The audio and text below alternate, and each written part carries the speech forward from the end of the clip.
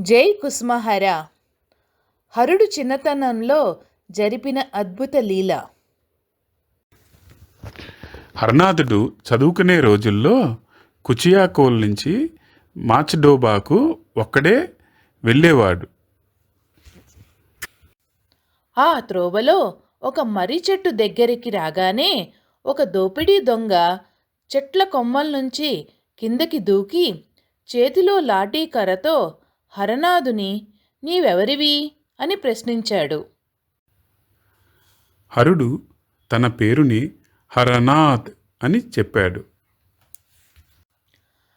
ఆ పేరు వినగానే ఆనందంతో హరునితో, హరా, నీవు ఇక్కడ ఉన్నావా? నీ కోసం నేను చాలా కాలం నుంచి తప్పిస్తున్నాను అని అన్నాడు.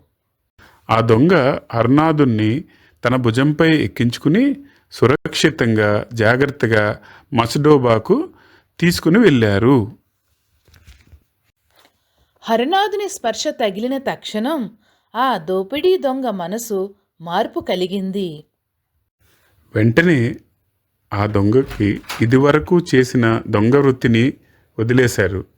అలాగే అతని హృదయంలో మార్పు కలిగి హరనాథుని పరమభక్తుడయ్యాడు.